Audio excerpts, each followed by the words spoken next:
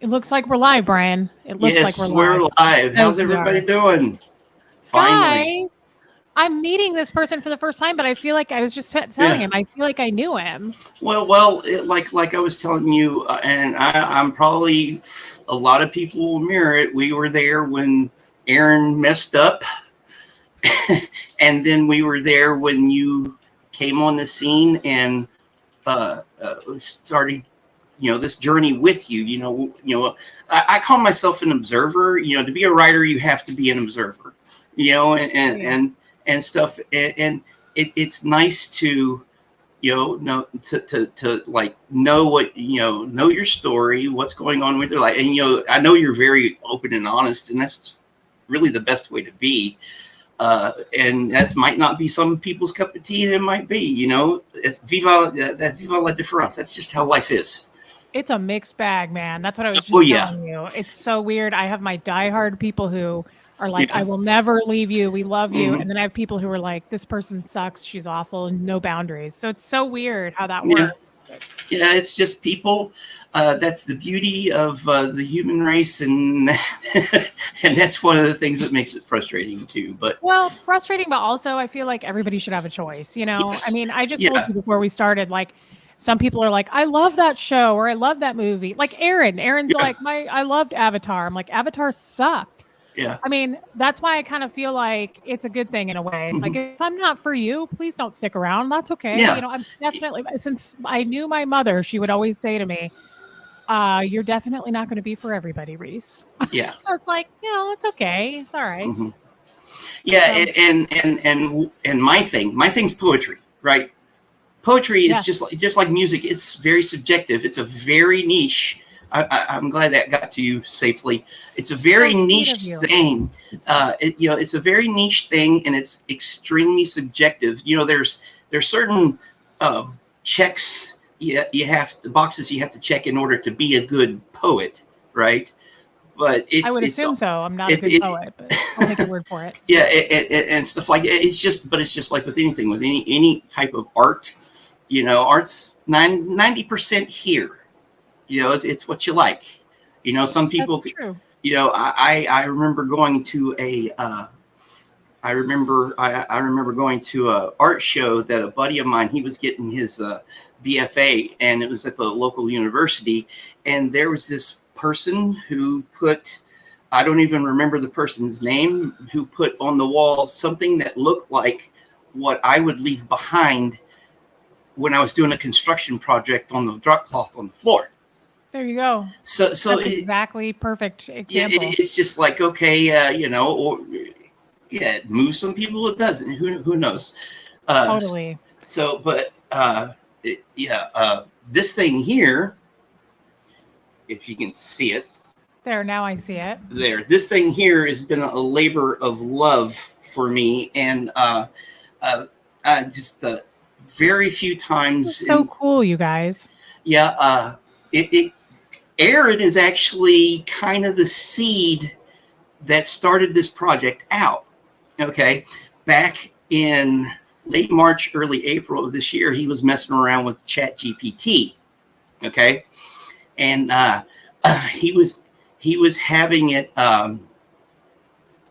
do stuff, asking it questions, and people in the chat were like, "Have it write some poetry, specifically haikus and limericks." Right, so Okay. I was like, man, I thought it was good, but it was just like, okay, I can do better, because it has no soul. I was like, screw Like you this. said, it's all here. Yeah, Yeah. it is. It's at 10% that it's lacking, right? Yes. So I started writing it. It was like I worked on a couple limericks. They were kind of clunky, and then one night I was in bed, and all of a sudden my brain goes, Scientology is a 5-syllable word. Haikus are 5 syllables, 7 syllables, and 5 syllables, right? I didn't know that, but that's Yeah, cool. yeah. It's a Japanese form of poetry, and what I've written is kind of an Americanized version of it. There's certain rules or whatever, but with most rules, especially when it comes to art, you can just throw them out the window. So, but it's you take an idea and then you build upon it and you do a little conclusion, right? So like the one I wrote that night, I had to get up out of bed, come in here to my writing area and put it down. It was, and I call it my first Scientology haiku. It's really easy. It's Scientology, give up all your money and humanity too. Oh, wow. So it builds one idea upon another, and then it comes to a conclusion. I remember telling Denver Steve-O one time, it's like a 3-act play. It's like a little mini 3-act play. And it can be very effective too. It just depends on how you use it. So this kind of began as an organic process. I started, wrote a few, I would watch something and it would give me an idea like one of my favorites. It's a combination of watching something that Aaron and them did. It was Aaron and Mike and Mark and Claire were doing some stuff, and then Nora was also I kind of combined something that she said, and it's my 24th Scientology haiku. And this one, I've done a video on this one. It goes, Scientology, your 8C is a solo out to de-assist.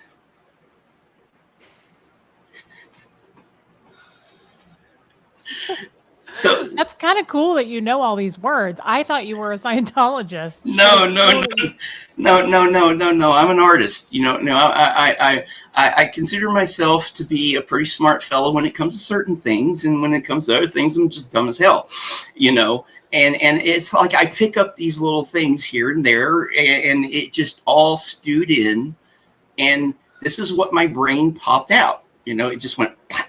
There were times when it felt like something other than myself was going, okay, you got to do this. And I've had it happen with other poetry, with other stuff I've written too, and it's just all part of the art, all part of the process.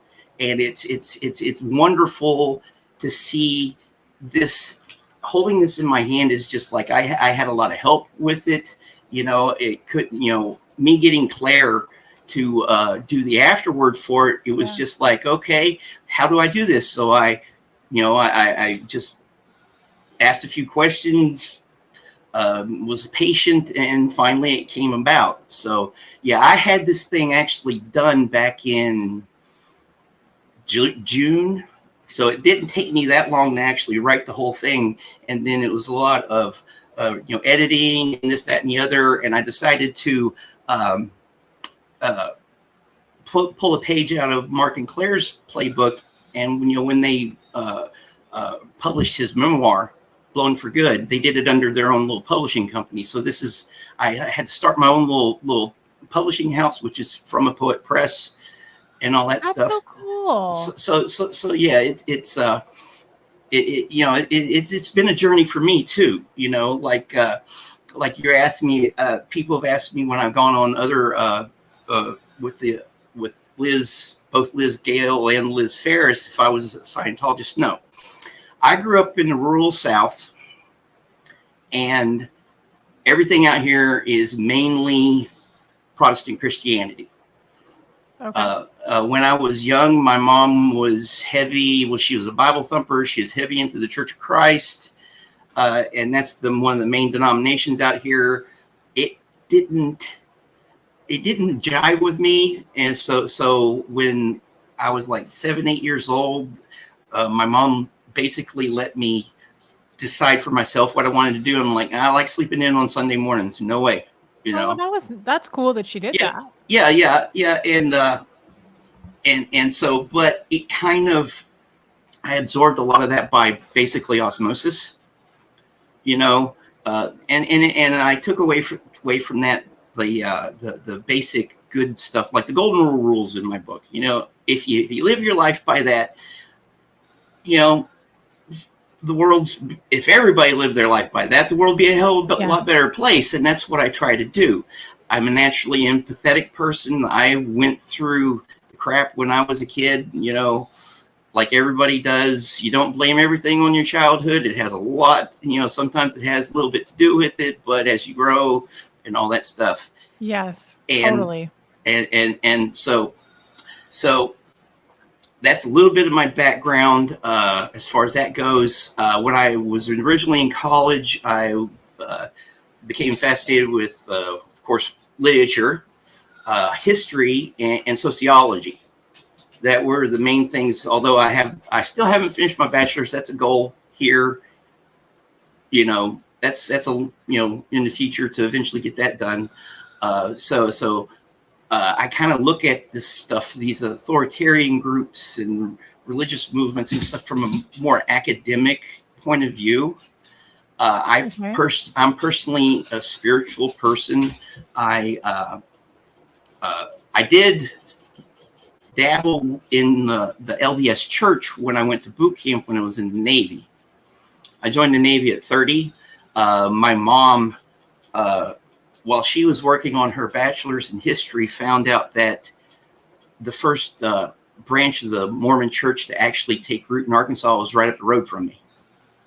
Right. There was families, a couple Mormon families that I'd known practically all my life that I didn't even know were part of the church.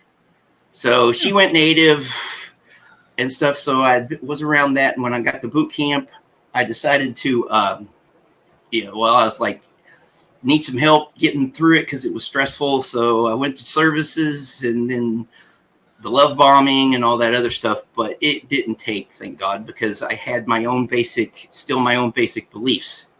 And some of them didn't mesh with that. So, nowadays I consider myself middle of the road Buddhist type person, That's really cool. And stuff. So, so that's basically my background in a nutshell. How long were you in the Navy? 12 years. Wow. Yeah, I wanted to do 20, but my love handles had something else to say about that. And the ironic thing is 4 months after I was discharged, the chief of naval operations changed the policy. Wow. Okay. So yeah, things happen for a reason. I was in New Mexico and then moved to San Antonio, Texas. That was where my ex-wife was from. And then that didn't work out. Yeah. Hence she's my ex-wife. And then in 2017, one of my oldest best friends, who happens to be a Mormon, but that's irrelevant to this little story. He's homebound and disabled.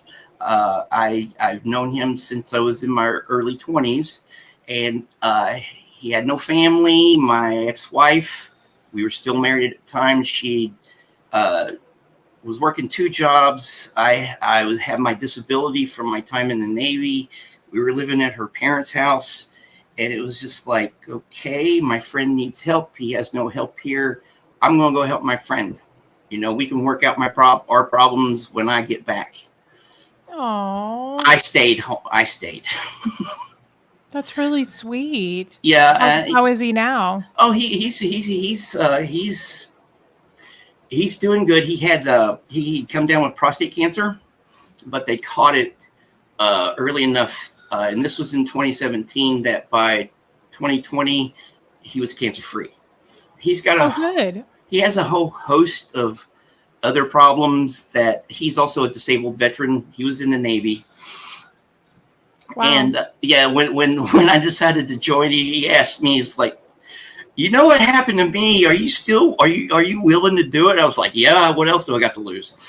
Yeah. Aww. Yeah. I came out of it with sleep apnea and some muscle neck problems and a few other things that gave me my disability, so yeah. And right now, and I was his main caregiver up until last summer I hit rock bottom. I was just thinking about it. It was like I'd spent the previous 20 years going through a lot of stressful stuff, the military, a bad marriage, and then being one of my best friend's primary caregiver. I didn't, as far as taking him to appointments, I structured my life around him to a certain extent. And it was good that I could do that, but it just all came to a head along with a couple other things, and I had to just give up some things, scrape it down the rock bottom, and build up from there. And that's what I'm doing. And then that comes to like last October, this time frame when the Danny Masterson trial was going on. I was watching a lot of YouTube, and I ran into Andrew Gold, which that interview you did with him was freaking great. Oh, thank you. Yeah, Nice. he's a great interviewer. So he led me to Chris Shelton, which led Okay. me to Aaron, and then to Mark and Claire and Mike, and just the whole snowball effect from there. And I started writing again, because I hadn't been writing much for a long time. Like in my 30s, I went through a writer's block where I didn't produce anything, and then in my mid 40s, I'm 51, by the way. Okay. Yeah, so about 6, 7 years ago, I started writing more, and then it's like gearing down and scraping the layers away and getting down to the bedrock and building up from there. Is just allowed the floodgates to open, and stuff. So it's exciting, and it's terrifying. And wonderful all at the same time, especially when I can see the results of my labor. Yes, I was going to say, I bet it's very therapeutic for you too. Yeah, as like earlier this year, I started actually submitting stuff for publication for the first time in decades. That's amazing. And I got some. There's this one place called Westward Quarterly. And this edition was the first poem I got published in like 30 years was here. And then subsequently they published a couple more, and I've got another one in an anthology, and then I've got this book, and I've got another book. I put out another book. Find it. It's somewhere around here. It's called Memories Carved in So Much Dust. It was just basically a trial run to work out the process on Amazon of getting something published, that in preparation for publishing the second thing. And during that time, I was waiting on yay or nay from Claire about the afterword. So it was just like, in order to circumvent my own impatience when it comes to stuff like that, I went ahead and did that, and then a couple weeks later got the thing from Claire, and then I started talking to Liz Gale. That's when I asked her to contribute to it, and she wrote the foreword for me, and Chris Shelton did a little blurb for me. Marcus Sawyer did a little blurb for me. It's, if you look on the back cover, So it's been.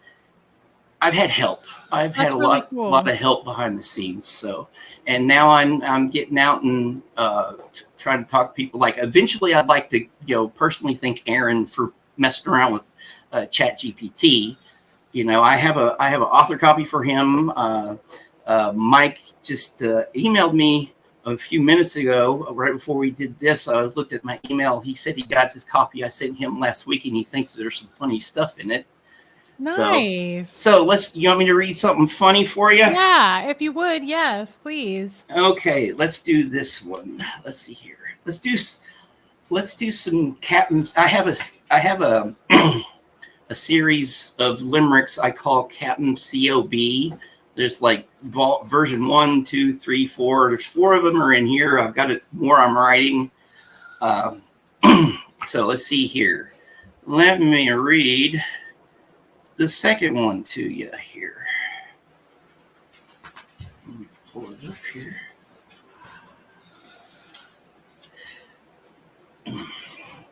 Okay. This is Captain COB version 2. So here is our little boss baby, whose moniker is that of Davy. Many do attest he's a giant sadist, this captain of a dirtwater navy. Oh, wow. Yeah. That's really good. It's creative. I don't know much about poetry, As you guys have probably learned in the last couple of weeks, I don't know a lot about. Oh, don't discount yourself. Well, I just don't. Yeah, These like when you say limericks and stuff, I know people know what you're talking about. I kind of do. I've heard the word before, but like, well, the easiest thing that when I hear limerick, what pops to mind is there once was a man from Nantucket. Andrew Dice Clay. He did a lot of limericks and all that stuff. So yeah, it's the form. It's an Irish form of poetry. I'm not very knowledgeable on the guy who made it or all that stuff, but it's named after the town that he came from, Limerick, Ireland. And I didn't even know that. That's really cool. I didn't know it was Irish. Yeah, and it's basically origin. It's 5-line verses with an A rhyme scheme with a certain number of syllables, and it gives it that. Okay. And that's what gives it the rhythm. So there are rules to it, and the thing about poetry is the rules. You can throw the rules out whenever you want to, but those. Steve actually did some limericks on. We did this. It was the second chatathon that we had. It was when we were up all night we did the one for Mike, and I came on there. He actually came on there. He's pretty good too. You need to write more, dude. Steve Britton. Yeah, Steve. Oh yes, Steve is super smart. Yeah. So, excuse me. But form can also pigeonhole you in a way. So it's kind of like a double-edged sword. It can kind of limit you on what you can say, but it gives me personally. It gives me it's like it entertains my brain, and it gives me different ways to think about how can I say this and how can I say that. Like the limerick that I sent you and posted on the Facebook pages. Just the facts, Dan. Oh yeah. When that came up, it was just like, okay, I want to say this, and this, and okay, I can do this and this and this, and it was clunky at first, and then I reworked it, and it's really simple. It's for old Dan, it's strictly the facts, not some sword or old battle axe, but big old Dan's a real little man, because with little girls he attacks. Oh my God, that's crazy. So yeah, and all this was inspired in some way or the other by one your stories. Watching this, it's not like it's not I don't know. People have their reasons for however they whatever reason that they got into following you guys. Mine was partially psychological, partially artistic, and all this stuff. So and me being able to actually put it to good use, to especially for my art form, and yes. And this thing is important to me because the most important thing, I want it to be successful, of course, because I think I've done something remarkable here putting this together. Totally. And in order to give back, I'm earmarking 50%. 50% of the net profits are going to the Aftermath Foundation. Oh, So far, I've sold 26. So it's a little bit at a time, and coming that's on your really channel, sweet, though. we'll get the word out, and stuff, and I've got to send a few more of these out. I've got several more, like one's earmarked for Aaron. I got hopefully I can hopefully this will be on Leah Remini's bookshelf too, because if she thinks it's funny, if she thinks they're funny, that would be like, yes, I could see. Oh, she would think they're funny. Yeah. Leah would. So let me ask you, Bryan, where can people get this book? Okay, it's on Amazon because I'm a disabled veteran on a fixed income. So it's not like I don't have the resources right now to do much more than what I can get that's available for me. And there's these things called ISBNs. Hi, kid. It's and been really needy lately. Go on. and ISBNs, international something or other, they're the numbers that help you keep your copyright, right? And you can get them for like a stack of 10 of them for like $100 and some odd dollars, but you can get them from Amazon for free. Okay. Yeah. So that's why that's why I'm doing it through Amazon. And I've got the link if people want to. Here, copy the link here. People want to go check it out. It's called All About Scientology. And if you okay, well, if you go to Amazon and you put in the search bar All About Scientology, it's the first thing that comes up. Okay. And someone just said Freezy, new project, and I was going to say this too. I just hadn't fit it in yet. Yeah. Said thank you for your service, and I definitely wanted to make sure and say that too, and to you're your friend, friend as well. That's amazing. And to Marhaja, the signed copies. I live out in the middle of nowhere. And my local post office is very good for sending them out into the 50 states, but they don't have the capabilities to do the international shipping. So the international shipping, just as far as that goes, you just get to me one-on-one, and I'll figure that part out. But anybody I've got several author copies that I might put out for sale or something like that. But so as far as autograph copies like that, TBD. Okay. That's something, the logistics of, I still have to work out. The cover art, which I'm really, really proud of, it's the cover art, I believe, is amazing. It is amazing. I was going to ask about it. How did that come about? My partner in crime, Mrs. J. You guys, it's really cool. Mrs. J. She does. She's also a creator, and she's part of the SBTV community. She did the artwork, and she's also we're putting together an illustrated edition. That she's been working on. We haven't been able to.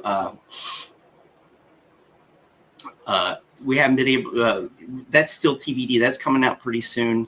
And like I told you, I've got this anthology that I'm putting together. That I'm calling. It's called the SPTV Anthology. The art, photography, essays, stories, etc., poetry, etc., of a grassroots phenomenon, which I'm currently accepting submissions for. I've got a handful. The submission deadline is, still open. It depends on how, because I want to make it big. At least 200 to 300 pages, which means I need contributions to it, and I'm slowly they're ticking in. I've got a couple of this in that. So far, a lot of pictures and stuff. So I'm excited about that. That's cool. Cynthia from Sinfully Good. That's one of the cooking channels. She sent me some recipes. They're going to be in there. It's just the only criteria is you got to be a watcher. Okay. That's it. And this is a very artistic community.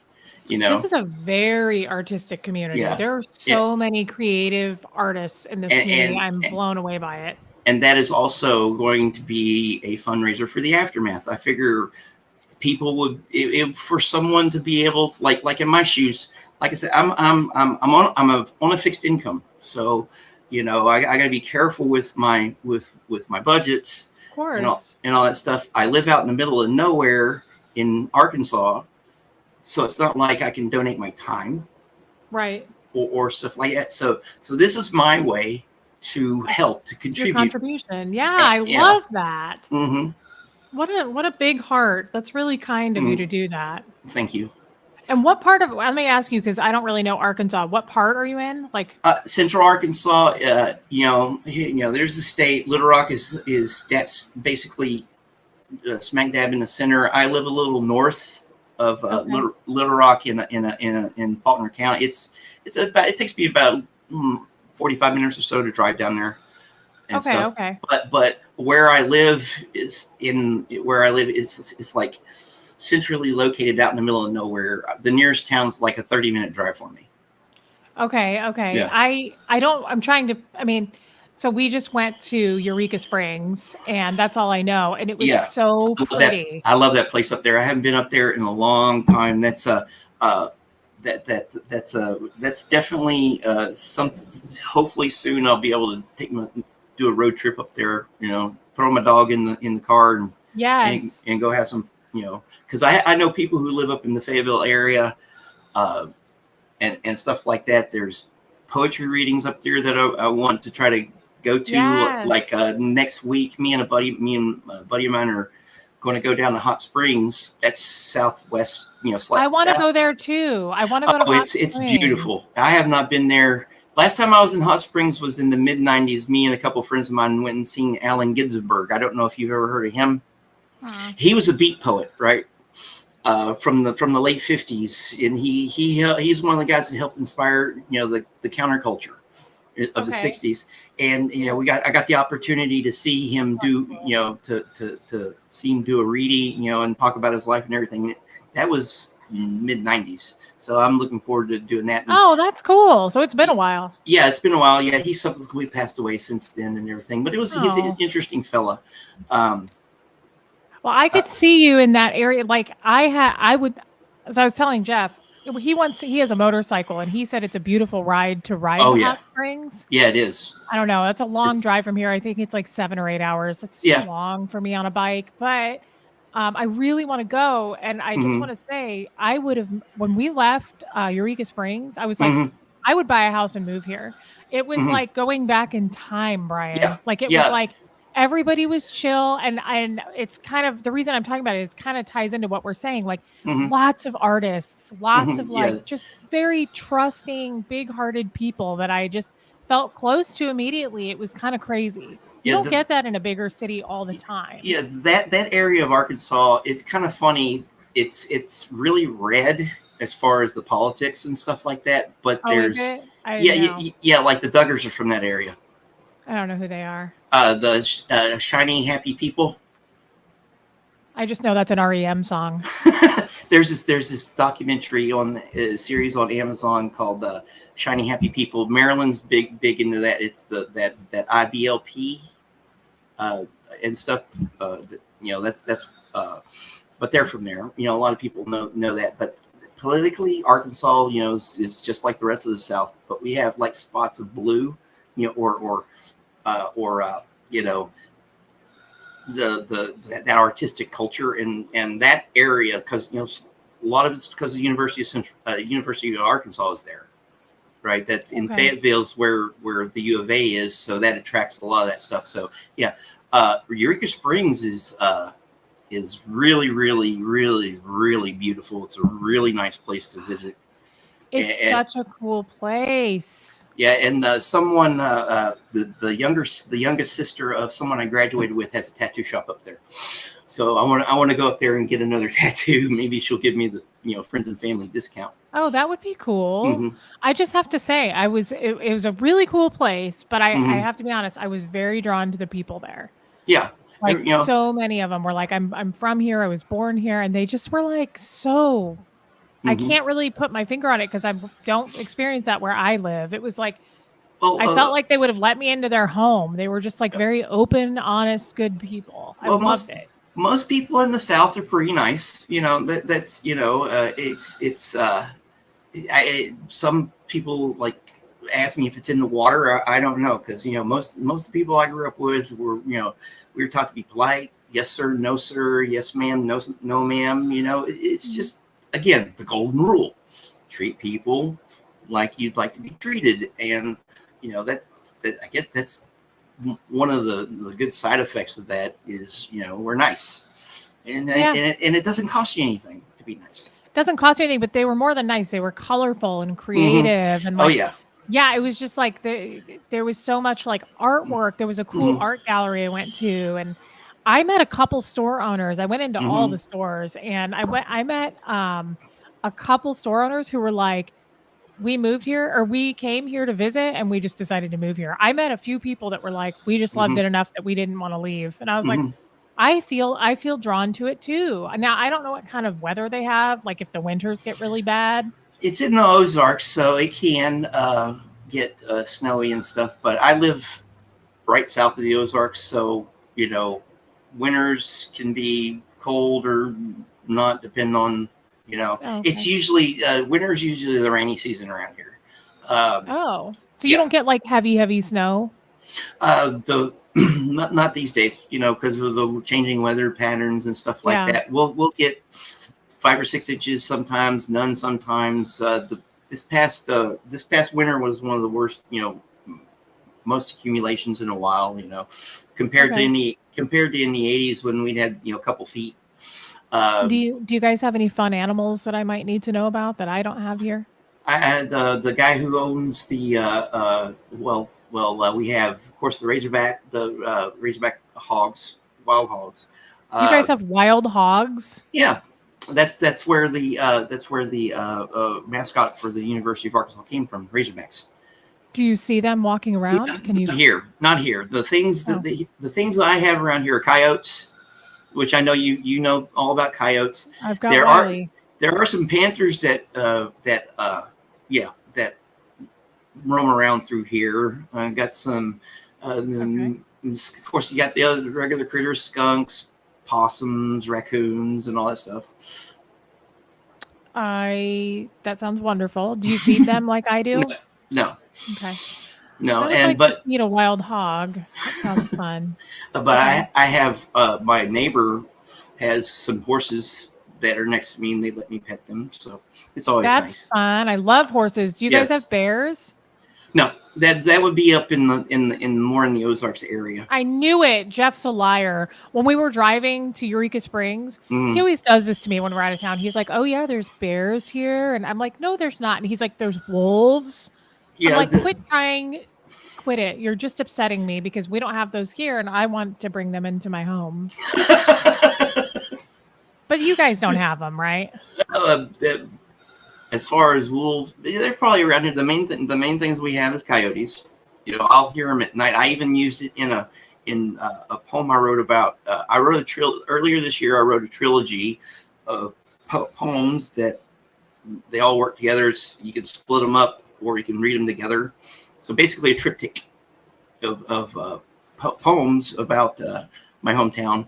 And Okay. one of the last image in it is of the coyotes. Okay. Okay. Because I hear them at night Oh, I do here. too. I love to Love listen it to them at night. They're so loud right by my bedroom window. here. Yeah, I can pull you up the line right quick. Um, yeah, Juliana really like it's they're called Enola. That's my hometown's name, Enola, and Okay. it's a love, basically a love letter to my hometown. And I used images of daily life here. Like here it is. The very last line is the coyotes yip and howl their good night, and the moon passes on his way as I lay my bones down to dream while the universe spins on. I love that. You want to hear the whole thing? Yes, I love that. Yeah, I'm really proud of this. I worked hard on this one too. So I write more than just about Scientology, And this Oh, is what yeah. I want to get this one published. I've sent it to a couple places, but it's poetry's exam. Poetry is Can you, since you're reading the whole thing, can you start over because that was really fascinating. I loved it. okay. Well, this is the beginning. It's called Enola, and it starts out in the morning. The bullfrogs croak their good mornings to one and all in the cool, clear twilight of the deep purple dawn. The turkey vultures hover over last night's roadkill, breaking fast as the sun peeks her head above the warm horizon. The red-headed woodpecker digs his beak into a rotting tree stump, worrying away at a quick morning meal. The traffic goes by, back and forth, the cars driving their occupants to their desperate destinations wherever they may be. The echoes of my footfalls on the tar-black pavement vibrates my bones as I walk to the store for bacon, egg, and cheese.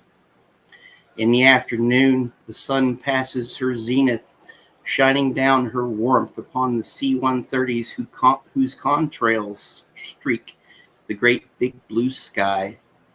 The laughter of the elementary school children playing at recess, burning off built-up energy, travels on the lazy afternoon breeze. The neighborhood dogs bark back and forth to one another, a cryptically coded conversation only they are able to decipher. The distant roar of a mower coming to life rides in and all around upon the freshly cut grass-scented wind. The wail of the emergency siren being tested reminds me, like Pavlov's dog, the store's lunch special is chili dogs with cheese. In the evening, store's neon open sign falls silent as the sun goes to her rest, sinking her way warily down into dusk's deepening twilight. The storm front blows through, lightning flashing, rumbling thunder, flotsam flying, branches about to break, then calm, stillness, a pin drop sound. The crickets chirp, the all clear, bathed in ancient starlight revealed by the clouds passing, the opening measure of nighttime's rhythm resuming. The moon slowly creeps above the horizon, adding his pale light to the dark broken by the occasional lights of cars going on to wherever. The coyotes yipping howl their good night, and the moon passes on his way as I lay my bones down to dream while the universe spins on. Oh my God, I love that. I agree with what someone just said. She said, I can picture every word. This is beautiful. That was amazing. Yeah, it's a love letter to my hometown. Oh my God, it's really like almost made me emotional. It's very special. It's very special. Thank When you. did you write that? This past spring. Good God. Does it take you a while to write something like that? Just Like, depends. could it take like months to write something like that or? I've been working on a series called DBryan Blues for 4 years. I got Oh my the God. I got the original idea for it back in 2019, and I've written several versions of it. It's song lyrics that Marcus Sawyer is helping me with. Hopefully he'll be able to write the music to it. So yeah, it just depends. It just depends. That right there, the idea came for it actually from walking down to the store for breakfast, and there was the undershell of a poor turtle who had gotten ran over sometime, I don't know, and that image of the turkey vultures came to mind, and that was the germ, that was what germinated, and it just blew up from there. And then I decided on structure and all that stuff, and the different images and how many I would use and in what order. And like the very last part, I was like, maybe I can do it in 5 parts. No, I need to do it in 3. And then when I finished the third part, it was like I was sitting here. This was a Saturday. I had 4 of the 5 images that I wanted to use, and me and a buddy of mine had went somewhere. It was storming. We came back through the storm, and then when we got back home, it was calm, and it was just like, okay, I'm going to use that. Well, I didn't write it down, but I put it there and put it to made a note to remember it. And then the next day I was watching stuff on YouTube, and it was boring. I was distracted. The chat wasn't really into the chat, and my brain was like, "You need to finish writing this down." Yes. So that's just the process. That's how it works. Sometimes I have control of it. Sometimes I don't. And Yes. it was getting that. It's finding that happy medium. It's just like with everything. You got to work at it. Sure. It's how to put it. The perspiration is lubrication for the inspiration. Totally. But I mean, not everybody can do what you do there. That is very talented. That was You. really amazing. I Yeah. love that.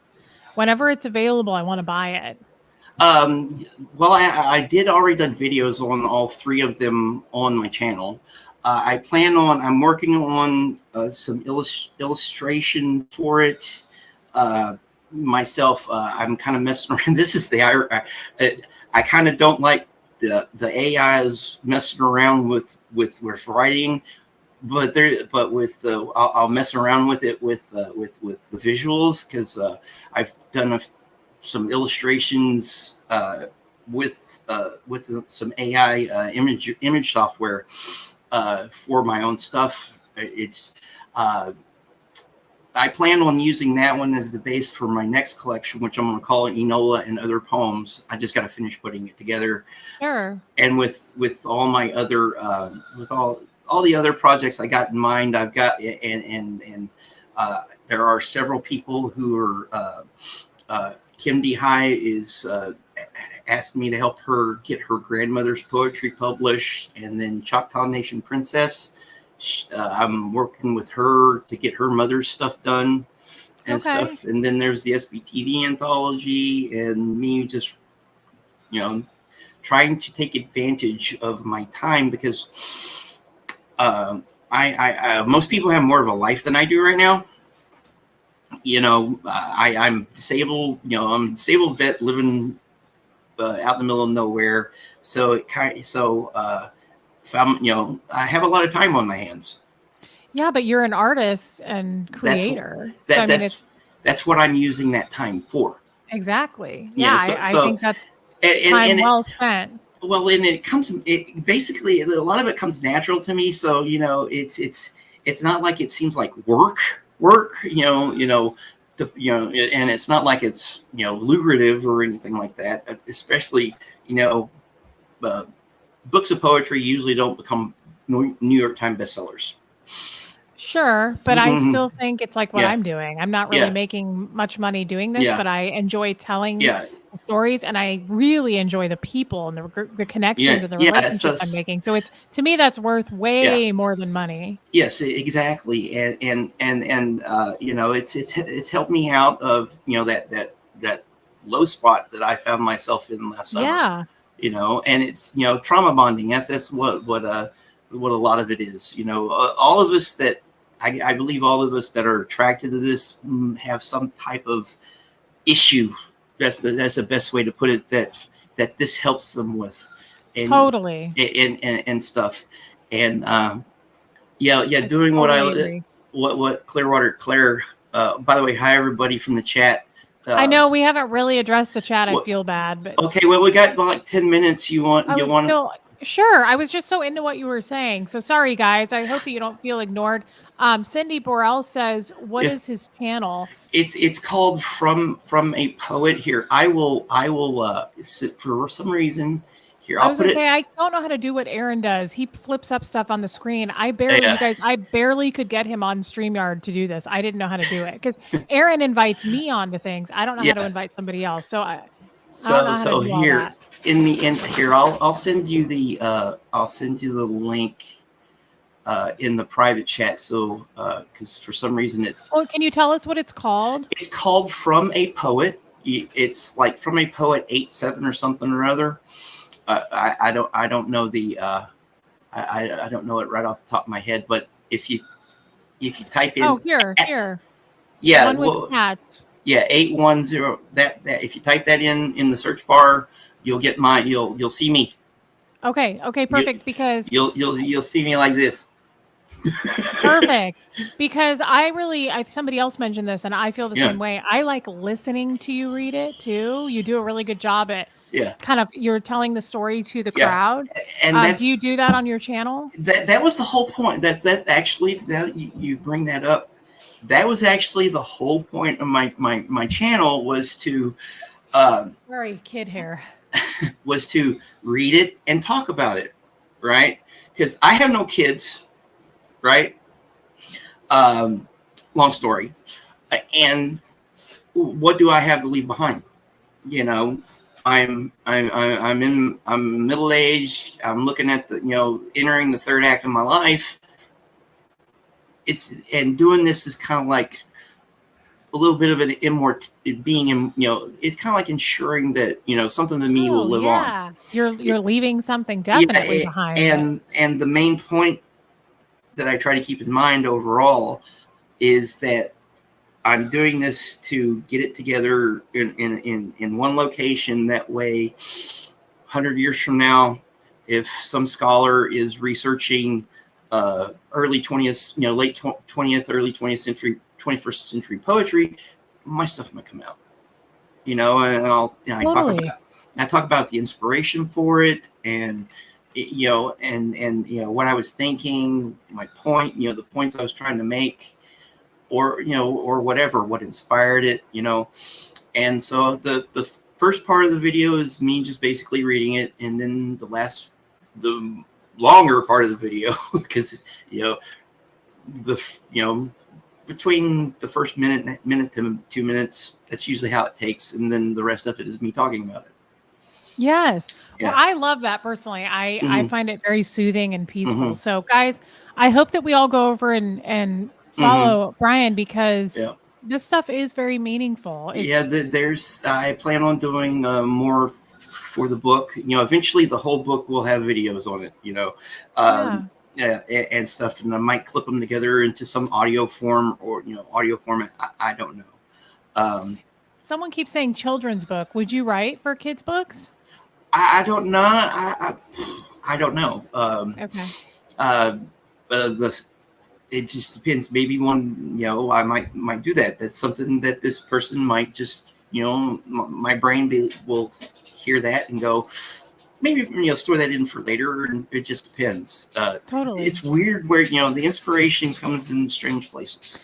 Yeah, I'm just leaving the door open. I mean, yeah, I'm in my youth, I wanted to be a novelist, but I get bored with it, and stuff. But poetry is what attracted me. Like I learned how to write haikus when I was in the 3rd grade. They do that to help teach you syllables and the functions of all that stuff.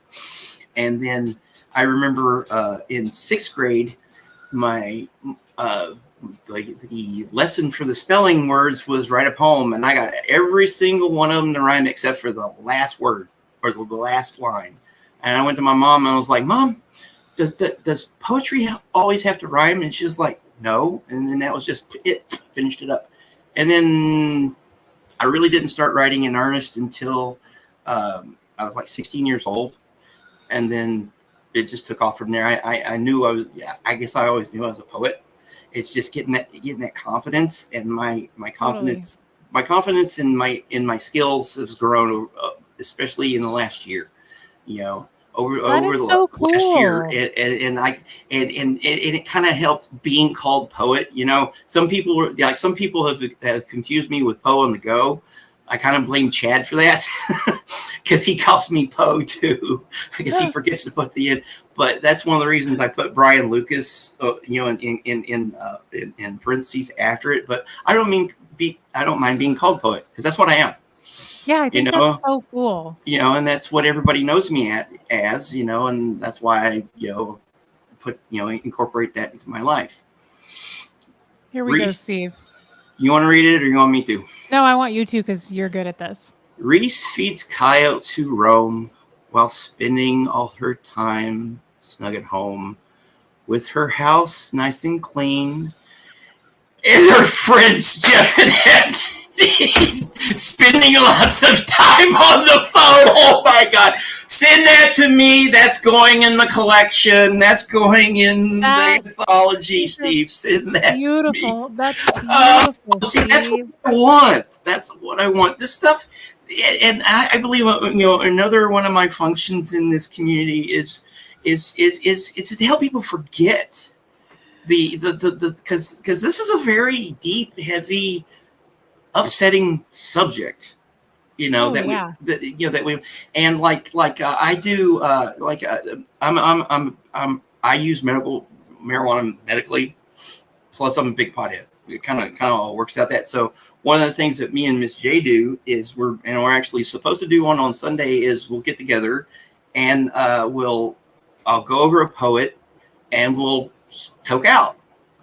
It's for people it's fun. I always have a good time. And we had Liz Gale on the last time we did it. Of course, she didn't do anything. That's not a criteria for, if you wanted to come on with us, you're more than happy to come, more than welcome to come on with us and just read some poetry and talk about it and have a good time. I think this one's going to be our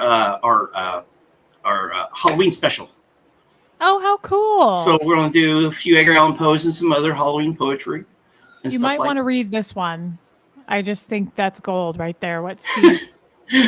Steve, I love that so much. I keep laughing about it. Send it to me, Steve. That's definitely going into the anthology. If you want to. Is that not the truth too? It's beautiful because it's true. And I never thought about the fact that my husband's name is Jeff, and then our best friend's name is Epstein. It's so weird. I never put it together like Jeff and Epstein. Exactly. See. So we're getting close. The wordplay there is great. That reminds me.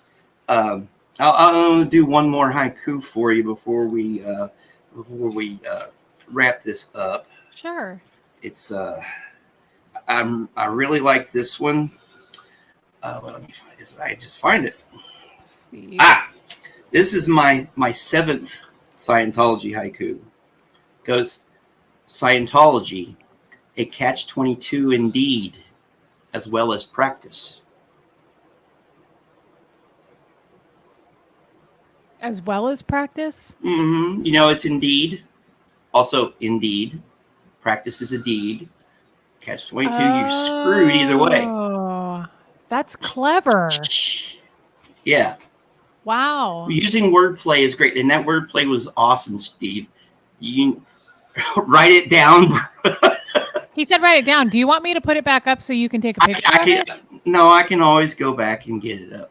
Oh, I was going to say, because you can always take a picture on your phone. Yeah, I can always go back on the replay and put it and type it up. And then Abigail S. Reese, I'm so happy to be able to catch one of your lives and not just the ones you do with Aaron. What's your email address? I want to forward you an email I sent to him because he's a procrastinator. That we do know, Abigail. He means well, but then he loses track of time. Thank you for your super chat, by the way, gal. My email is my name. It's Reese Quibell, Quui, B as in boy, ELL @gmail.com. But thank you for that. Thank you. Yeah. I just Beckus was. I have a poem called "Mining" I wrote partially inspired by Marilyn Honig. Oh, cool. Okay. Yeah. I guess I can read that one. Of course you can. Mm-hmm. Here, let me pull it up, and then we'll. And I saw Liz Ferris. I don't know if she's still in here, but she messaged me and said she would like to do a live as well, and I would love to do that. I don't know if she's still in here, Liz. I still owe Liz Gale one, and I feel bad. I need to email her. I feel like she thinks I blew her off. I'm sure she thinks that. Well, she's pretty busy too, so yeah. So it's just I try to keep that in mind. Like I said, I have most people have more of a life than I do at the moment, and I don't know that I would compare like that. I don't know. I feel that way all the time about me. Yeah. I'm like, other people are so busy, more busy than me. Not really. We're just doing our thing. So the last one here, it's called Mining. By the way, this one just recently got published in Westward Quarterly also. He goes, Mining. There's a lot in my brain I need to unwind. Threads of thought, multicolored yarn, leftover yarn in an overstuffed junk drawer filled with bits and pieces that might come in handy someday. Those pesky things that have a way of not quite coming around. But sometimes if I just pull on a thread here, tug on a thread there, weave them together, then someday might just unravel and reveal to me that there all along hidden was a gem. Oh my gosh, I love that too because it does make me think of Marilyn. Totally. Yeah, there. I did the last video I did on one of my poems was about that, and I talk about the process of writing it. That is cool. Mm-hmm. Bryan, I love listening to you read them. You do a very good job at that. You deliver it well. And it's just, I feel like I'm there. Like I picture everything and your delivery is great. No, thank you. Thank you. I used to read a lot. I used to do a lot of poetry readings in my 20s. But yeah, I'm looking forward to doing the one hopefully next on the 1st. And I'll tape it and I'll video it and put it on my channel. I love that. I love that. Okay. Yeah. I feel like, Steve said he sent it to you. Okay, cool. Thank you. And I think Liz Ferris probably isn't in here anymore. So I will reach out to her. And then same with Liz Gale. I definitely want to chat with her too. Yeah, I look forward to seeing y'all together. Yes. And Bryan, thanks for always watching. I feel this way about how I feel about all of you. I feel like I know you. I know all of you, but I'd never seen you before. I've never heard your voice. So it was good to put all that together. And I appreciate you following me and everybody's so supportive. Well, if you want to, the book it's a real quick read. It'll take you like 20 minutes to read it. Oh yeah, no, if you want to read it. If you read it and want to go on and talk about it again, or if you got questions or whatever, totally. I'll be more than happy to come on again with you because this won't be our last time. Yeah, this won't be our last time, Bryan. We click. I like you. Yeah, I got like your book on Friday, and I went out of town Saturday, so I haven't had a chance to read it. But no, you're right. This is an easy. Some books are intimidating for me because I don't feel very like. That's why I'm nervous to write my own book because I just don't feel like I have the smarts to back it up. Now that's just in my own head, and I realize I need to unpack some of that. But yeah, and get yourself a good editor. Okay. Yeah. Okay. I'll do that. That's good. Yeah. What did Steve say down here? I updated it. Hold on. Slightly, and now added a footnote after Epstein. Cool. He didn't kill himself either. Steve, Epstein is alive and well, and he's up right now laying by my pillow. Anyway. Okay. That's great. Okay, so yeah, we're here. So it's been real. It's been fun. It's been a lot of fun. Thank you for being on with me today. I really enjoyed this. Thank you for having me on. Guys, get the book. Go on Amazon. It's to a good cause and stuff, and hopefully it'll help. Yes, I love it. Bryan, it was really good to meet you. Good to meet you too. All right, we'll sign off, guys. See you in the future. See you soon.